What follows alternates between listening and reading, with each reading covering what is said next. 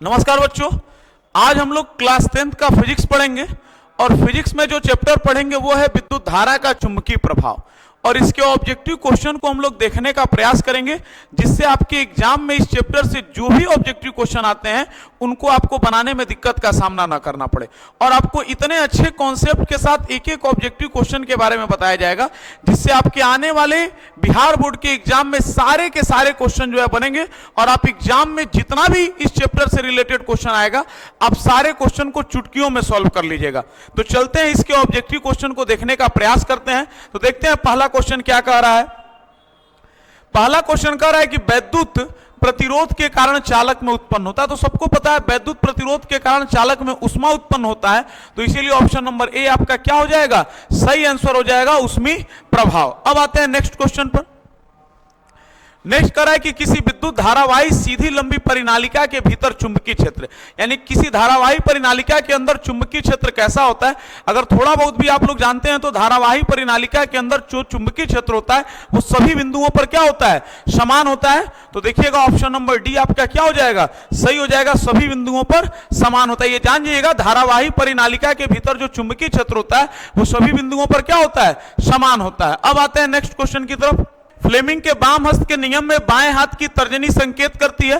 तो आपको बता दें, फ्लेमिंग के बाम हस्त के नियम में जो तर्जनी होती है बाबू, वो चुंबकीय क्षेत्र की दिशा को क्या करती है, संकेत करती है। अब आते हैं नेक्स्ट क्वेश्चन की तरफ। नेक्स्ट कह रहा है बाबू, विद्युत फ्यूज धारा के किस सिद्धांत पर कार्य करता है। तो बाबू विद्युत फ्यूज जो होता है वो धारा के ऊष्मीय सिद्धांत पर कार्य करता है। तो ऑप्शन नंबर ए आपका क्या हो जाएगा, सही हो जाएगा, क्योंकि ऊष्मा के कारण ही जो होगा, जब बहुत ज्यादा विद्युत धारा हमारे घर में प्रवेश करती है तो फ्यूज तार क्या हो जाता है, गल जाता है, और हमारे जितने भी विद्युत उपकरण होते हैं वो खराब होने से क्या हो जाते हैं, बच जाते हैं। तो इसीलिए बोला है कि विद्युत फ्यूज विद्युत धारा के किस सिद्धांत पर कार्य करती है, तो यह धारा के ऊष्मीय सिद्धांत पर कार्य करती है। तो ऑप्शन नंबर ए आपका सही हो जाएगा। अब आते हैं बाबू नेक्स्ट कह रहा है कि बैटरी से किस प्रकार की धारा प्राप्त होती है।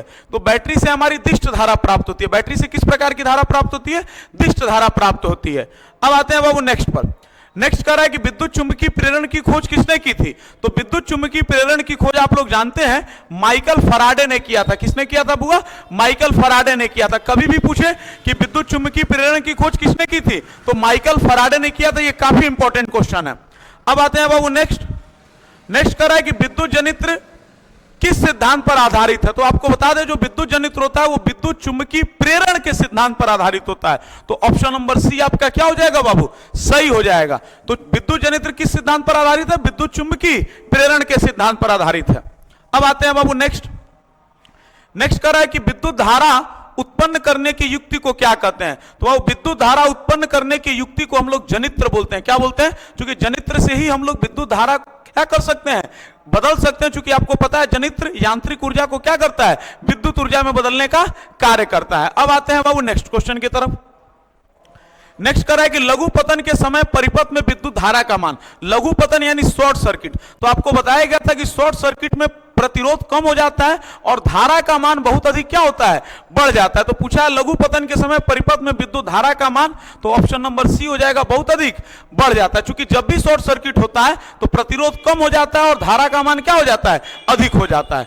अब आते हैं नेक्स्ट कह रहा है कि डायनेमो में किस प्रकार की धारा प्राप्त होती है। तो अब आप जान जाइएगा, डायनेमो में दिष्ट धारा प्राप्त होती है। डायनेमो में किस प्रकार की धारा प्राप्त होती है, दिष्ट धारा प्राप्त होती है। अब आते हैं नेक्स्ट, विद्युत बल्ब के भीतर, माने विद्युत बल्ब के भीतर क्या भरा रहता है, निर्वात रहता है, वायु भरी रहती है, निष्क्रिय गैस भरा रहता है या हाइड्रोजन भरी रहती है। तो आपको बता दें, कोई भी विद्युत बल्ब हो उसके अंदर निष्क्रिय गैस भरी रहती है। कौन सी गैस भरी रहती है, निष्क्रिय गैस भरी रहती है। अब आते हैं नेक्स्ट कह रहा है कि विद्युत धारा उत्पन्न करती है। तो बाबू देखिएगा, विद्युत धारा उत्पन्न जो है नर्म लोहे के दंड पर जो लिपटी चालक कुंडली होती है वही विद्युत धारा क्या करती है, उत्पन्न करती है, जिसको आप लोग क्वाइल बोलते हैं। पंखे वगैरह में क्वाइल रहता है, उसी से जो है बाबू आपका क्या होता है, विद्युत धारा उत्पन्न होता है। तो इसीलिए ऑप्शन नंबर सी हो जाएगा, नर्म लोहे के दंड पर लिपटी चालक कुंडली ही विद्युत धारा उत्पन्न करती है। अब आते हैं बाबू नेक्स्ट कह रहा है कि विद्युत धारा उत्पन्न करती है। अब देखिएगा, चुंबकीय क्षेत्र, विद्युत क्षेत्र, धारा क्षेत्र या इनमें से कोई नहीं। तो आपको पता है विद्युत धारा के कारण चुंबकीय क्षेत्र क्या होता है, उत्पन्न होता है। तो ऑप्शन नंबर ए क्या हो जाएगा आपका, सही हो जाएगा। अब आते हैं बाबू नेक्स्ट नेक्स्ट करा है कि वो पृथ्वी का विभव क्या होता है। तो आपको बताया गया था कि पृथ्वी का विभव नगण्य, नगण्य का मतलब लगभग शून्य के बराबर, तो इसीलिए ऑप्शन नंबर सी क्या हो जाएगा, शून्य हो जाएगा। तो पृथ्वी का विभव आपका शून्य होता है। अब आते हैं नेक्स्ट क्वेश्चन की तरफ। नेक्स्ट कह रहा बाबू, विद्युत फ्यूज तार में मिश्रण होता है, यानी विद्युत फ्यूज जो होता है उसका तार किस चीज का मिश्रण होता है। तो विद्युत फ्यूज का तार जो है बाबू टीन और सीसा का मिश्रण होता है। किसका मिश्रण होता है, टीन और सीसा का। कभी कभी टीन और सीसा नहीं लिखकर इसका सिंबल लिख देता है, जैसे टीन का सिंबल SN होता है और सीसा का सिंबल क्या होता है, PB। तो कहीं अगर टीन और सीसा लिखा रहेगा तो उस पर टिक कर दीजिएगा, और टीन और सीसा नहीं लिखा रहेगा तो स्टेनम और प्लम्बम लिखा रहेगा, यानी SN और PB लिखा रहेगा तो उस पर टिक कर देंगे। अब आते हैं बाबू नेक्स्ट क्वेश्चन की तरफ। नेक्स्ट कह रहा है कि विद्युत वाहक बल का मात्रक है। तो सबको पता है विद्युत वाहक बल का जो मात्रक होता है वो आपका क्या होता है, वोल्ट होता है। अब आते हैं बाबू नेक्स्ट क्वेश्चन की तरफ। नेक्स्ट कह रहा होगा चुंबकीय बल क्षेत्र का एसआई मात्रक क्या होता है। तो बाबू देखिएगा, चुंबकीय बल क्षेत्र का एसआई मात्रक जो होता है न्यूटन प्रति एम्पियर मीटर होता है। अगर केवल आपको चुंबकीय क्षेत्र देता तो उसका एसआई मात्रक आपको टेस्ला देता।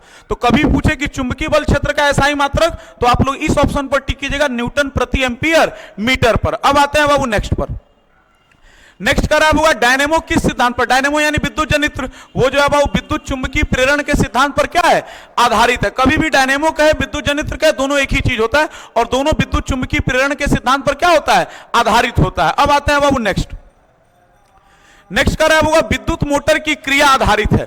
तो बाबू देखिएगा, विद्युत धारा और चुंबकीय प्रभाव पर, चुंबक और विद्युत धारा के प्रभाव पर या आर्मेचर के घूर्णन पर। तो बाबू देखिएगा, जब उसके अंदर लगा आर्मेचर घूर्णन करता है तभी विद्युत मोटर क्या करता है, कार्य करता है। तो इसीलिए ऑप्शन नंबर सी हो जाएगा, आर्मेचर के घूर्णन पर विद्युत मोटर की क्रिया क्या है, आधारित है। अब आते हैं बाबू नेक्स्ट पर।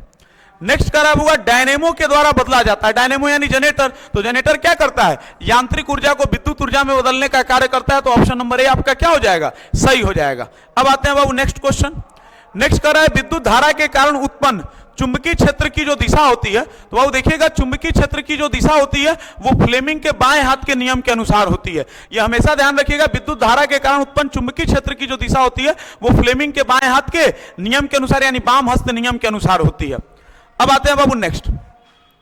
नेक्स्ट कर रहा है कि प्रेरित धारा की दिशा प्राप्त होती है, यानी प्रेरित धारा की दिशा किससे प्राप्त होती है। तो आपको पता होना चाहिए, प्रेरित धारा की दिशा जो होती है वो फ्लेमिंग के दक्षिण हस्त नियम यानी दाहिने हाथ के नियम से क्या होती है, प्राप्त होती है। अब आते हैं बाबू नेक्स्ट क्वेश्चन की तरफ।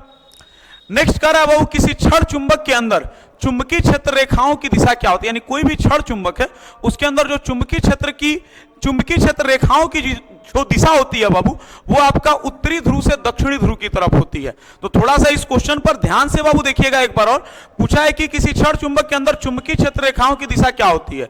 तो किसी भी क्षण चुंबक के अंदर जो चुंबकीय क्षेत्र की दिशा होती है वो उत्तरी ध्रुव से दक्षिणी ध्रुव की तरफ होती है। अब आते हैं बाबू नेक्स्ट पर। नेक्स्ट करा बाबू, घरेलू विद्युत परिपथ में उदासीन तार का रंग क्या होता है। तो बाबू देखिएगा, विद्युत परिपथ में उदासीन तार का रंग जो होता है वो काला कलर का होता है। कौन से कलर का होता है बाबू, काला। अब आते हैं बाबू नेक्स्ट। नेक्स्ट कर रहा है, किस युक्ति में विभक्त वलय दिक परिवर्तन का कार्य करता है। आपको बार बार बताया गया है कि विभक्त वलय आ गया यानी विद्युत मोटर पर ही टिक करना है। तो विभक्त वलय दिक परिवर्तन जो है विद्युत मोटर में कार्य करता है। तो ऑप्शन नंबर बी आपका क्या हो जाएगा, सही हो जाएगा। किस युक्ति में विभक्त वलय दिक परिवर्तन का कार्य करता है, तो विद्युत मोटर में विभक्त वलय दिक परिवर्तन यानी दिशा के परिवर्तन का क्या करता है, कार्य करता है। अब आते हैं बाबू नेक्स्ट पर। नेक्स्ट कर रहा बाबू, एक विद्युत सेल से धारा प्राप्त करने के लिए इसके सिरों के बीच विभवांतर का जो मान होना चाहिए बाबू, वो विद्युत वाहक बल से क्या होना चाहिए, कम होना चाहिए। अब आते हैं बाबू नेक्स्ट क्वेश्चन की तरफ। नेक्स्ट कर रहा बाबू, वह उपकरण जो किसी परिपथ में विद्युत धारा की उपस्थिति संसूचित करता है उसे क्या कहते हैं। तो बाबू जो विद्युत धारा को सूचित करता है उसको हम लोग गैल्वेनोमीटर बोलते हैं। क्या बोलते हैं, गैल्वेनोमीटर। अब आते हैं बाबू नेक्स्ट क्वेश्चन की तरफ। नेक्स्ट है बाबू, माइकल फराडे थे एक प्रसिद्ध। तो माइकल फराडे हम लोग फिजिक्स में पढ़ रहे हैं, और फिजिक्स जब वो फिजिक्स के बारे में बताए तो वो एक क्या होंगे बउआ, भौतिक शास्त्री होंगे। तो ऑप्शन नंबर बी आपका क्या हो जाएगा, सही हो जाएगा, यानी माइकल फराडे एक भौतिक शास्त्री थे। अब आते हैं बाबू नेक्स्ट क्वेश्चन। नेक्स्ट कह रहा है कि भारत में उत्पादित प्रत्यावर्ती विद्युत की आवृत्ति क्या होती है। तो आपको बता दें, भारत में उत्पादित जो प्रत्यावर्ती धारा की आवृत्ति होती है वो 50 हर्ट्ज होती है। 50 हर्ट्ज का मतलब क्या हो गया कि जो प्रत्यावर्ती धारा होती है वो 1 सेकेंड में अपने डायरेक्शन को 50 बार क्या करता है, बदलता है, इसीलिए इसकी आवृत्ति क्या होती है, 50 हर्ट्ज।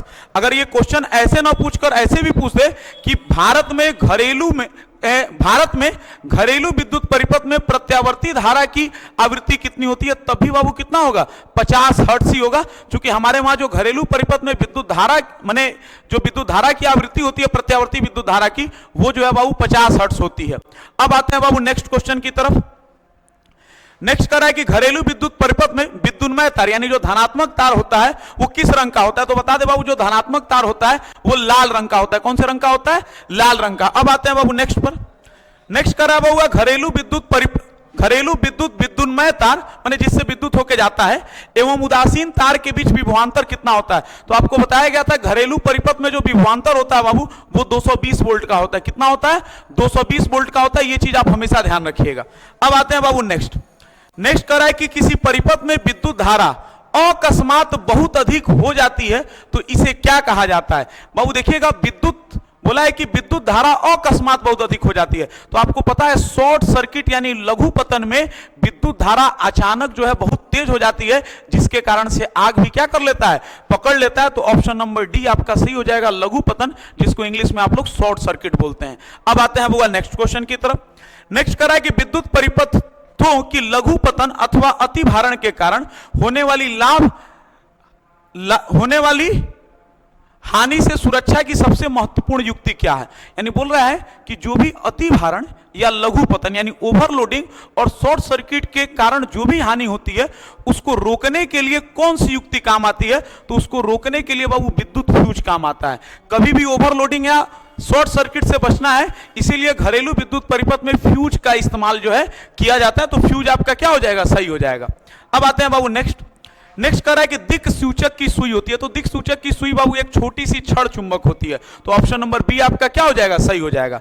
अब आते हैं बाबू नेक्स्ट कर रहा है कि चुंबकों के सजातीय ध्रुवों के बीच, सजाती का मतलब जो समान ध्रुव होते हैं, तो आप लोगों ने पढ़ा है कि चुंबक के समान ध्रुव के बीच प्रतिकर्षण होता है। क्या होता है बाबू, प्रतिकर्षण होता है। तो ऑप्शन नंबर बी आपका क्या हो जाएगा, सही हो जाएगा। और असमान ध्रुव रहते हैं तो उनके बीच क्या होता है, आकर्षण होता है। अब आते हैं बाबू नेक्स्ट कर रहा है कि चुंबकीय क्षेत्र है कि एक ऐसी राशि है जिसमें, तो सबको पता है चुंबकीय क्षेत्र एक सदिश राशि है जिसमें परिमाण भी होता है और दिशा भी होता है। तो ऑप्शन नंबर ए परिमाण दिया, ऑप्शन बी दिशा दिया, तो ऑप्शन सी ए और बी दोनों दिया, तो ये आपका ऑप्शन क्या हो जाएगा, सही हो जाएगा, क्योंकि इसमें परिमाण भी होता है और दिशा भी होता है। अब आते हैं बाबू नेक्स्ट क्वेश्चन। नेक्स्ट कर रहा होगा चुंबकीय क्षेत्र रेखाएं होती हैं, तो सबको पता है कि चुंबकीय क्षेत्र रेखाएं एक बंद वक्र का निर्माण करती हैं, तो ऑप्शन नंबर बी आपका क्या हो जाएगा, सही हो जाएगा।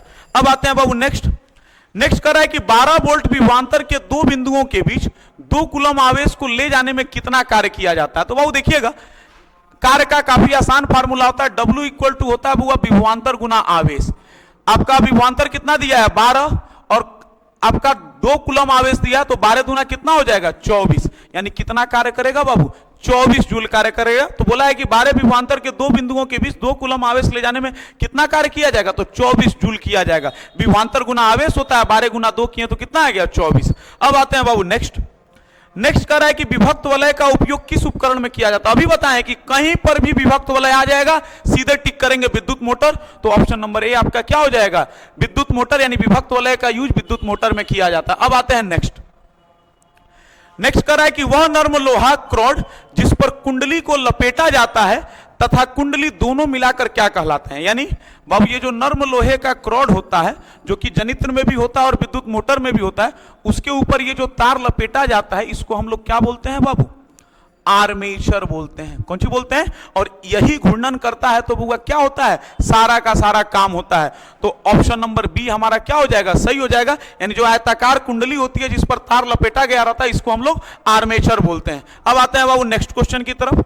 नेक्स्ट कर रहा है कि विद्युत धारा के चुंबकीय प्रभाव का खोज किसने किया था। तो विद्युत धारा के चुंबकीय प्रभाव का खोज जो है बाबू ओस्ट्रेड नामक वैज्ञानिक ने किया था। किसने किया था, विद्युत धारा के चुंबकीय प्रभाव का खोज ओस्ट्रेड नामक वैज्ञानिक ने किया था। अब आते हैं बाबू नेक्स्ट कर रहा है बाबू विद्युत मोटर परिवर्तित करता है, तो सबको पता है विद्युत मोटर जो होता है विद्युत ऊर्जा को यांत्रिक ऊर्जा में परिवर्तित करता है, तो ऑप्शन नंबर डी आपका क्या हो जाएगा, सही हो जाएगा। अब आते हैं बाबू नेक्स्ट कर रहा है कि स्विच लगाए जाते हैं, तो स्विच हमेशा बाबू गर्म तार में लगाया जाता है, तो ऑप्शन नंबर बी आपका क्या हो जाएगा, सही हो जाएगा। अब आते हैं बाबू नेक्स्ट